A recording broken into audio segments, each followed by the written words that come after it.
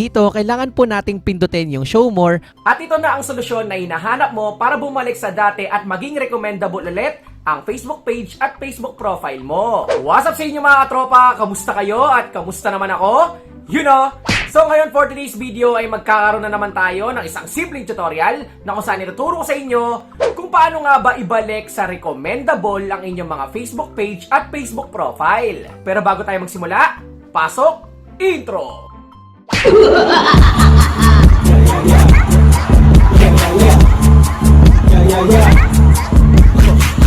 Maraming content creators nga ang namomroblema dahil not recommendable nga ang kanilang Facebook page at Facebook profile. At ito na ang solusyon na hinahanap mo para bumalik sa dati at maging recommendable ulit ang Facebook page at Facebook profile mo. At kung ready ka na, punta na tayo sa tutorial.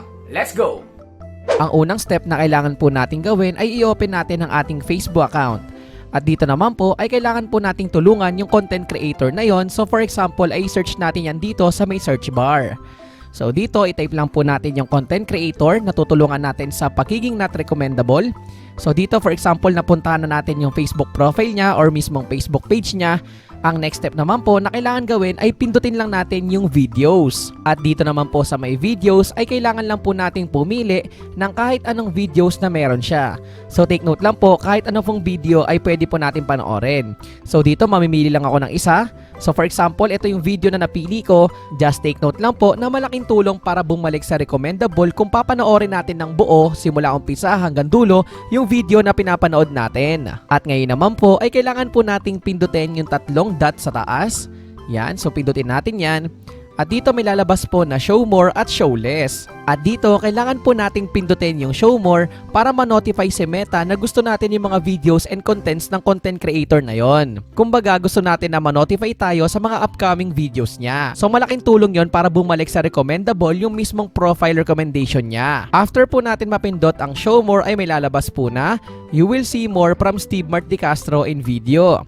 Ibig sabihin lahat ng parating na bagong gawa niyang videos and contents ay mapapanood na po natin. At dahil ikaw mismo ang may problema sa pagiging not recommendable ay kailangan mo po itong ipagawa sa ibang content creators na kakilala mo. Mas maraming content creators na gagawa ng show more method na ito ay mas maganda. Mahalaga po as content creator na i-double check po natin everyday yung support inbox po natin. So paano nga ba yung dapat na gawin? So ganito lang po yon. Pindutin lang po natin yung tatlong line sa gilid or yung mismong may profile picture natin sa gilid.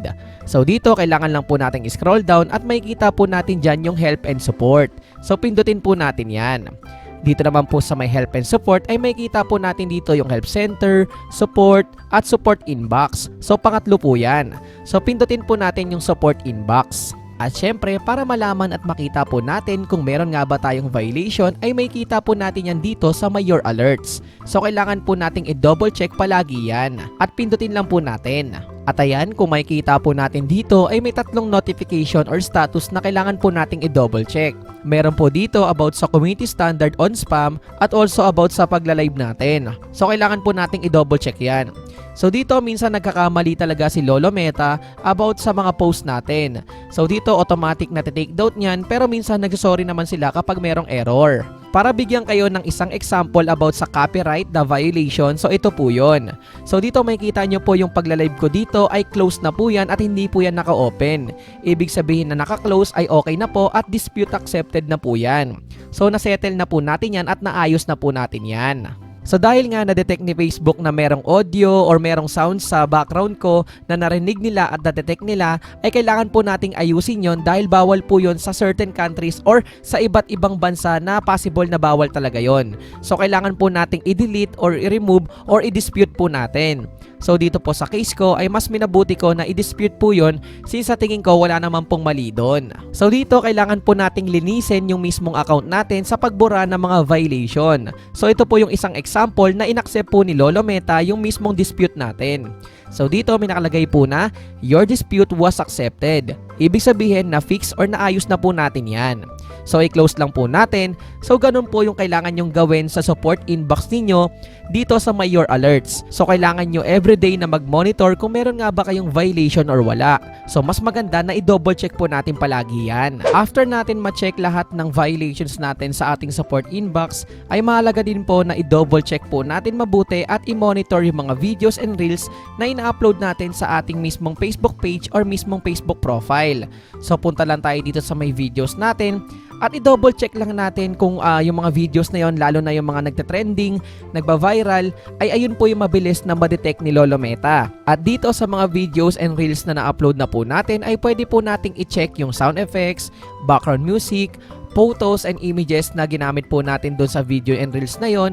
At the same time, yung title ay pwede po nating i-check baka may bawal na words na nagamit po natin. Usually, nagkakaroon po tayo ng violation kapag tumagal na yung mismong video na na-upload natin na maraming views na po yon. So mas madali na kasing ma-detect ni Lolo Meta yung mga ganong videos. And also, as content creator dito sa Facebook, ay kailangan responsible tayo sa mga ina-upload po nating videos and reels. Kasi syempre, kapag naka-upload na po yan at nagkaroon po tayo ng violation, ay mahihirapan po tayo sa pag-grow ng ating Facebook profile or Facebook page kapag not recommendable na po ito. So ngayon pa lang po ay i-remove na po natin lahat ng possible na may violation. At ang last step na pwede po natin gawin ay double check po natin kung may copyright violation ng ating mga Facebook reels. So dito pindutin lang po natin yung more. At dito makikita natin yung photos and reels at pindutin lang natin dito yung reels. So ayan.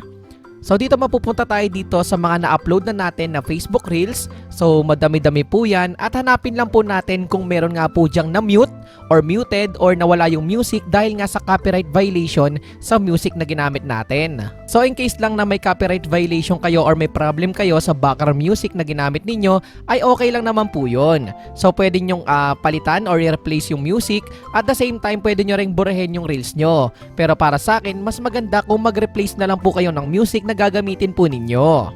Isang magandang step po ito na magawa po natin para malilis po yung ating account pagdating sa copyrighted music. Kailangan po natin gawin to kasi usually nakakaligtaan or nakakalimutan natin na i-double check yung mga music na ginamit natin sa ating Facebook Reels. After ilang days na na-upload na natin yung Reels natin ay dun pa lang po nagkakaproblema or nadedetect ni Lolo Meta. So kailangan maayos po natin yon para manatili na malinis ang ating Facebook page or mismong Facebook profile. At syempre para maiwasan na rin yung violation in the future. After mo po magawa yung mga steps na binigay ko po sa inyo, makakatulong din kung palagi kang magla-live at the same time mag-upload ka ng mga original na contents. Again, kung not recommendable yung mismong Facebook page or mismong Facebook profile mo, makakatulong na ipagawa mo sa kanila yung show more method. Mas madami naggagawa nun para sa'yo ay mas malaking tulong po yun. At ayun lang po yung simpleng tutorial natin sa araw na to at sana meron ka pong bagong natutunan.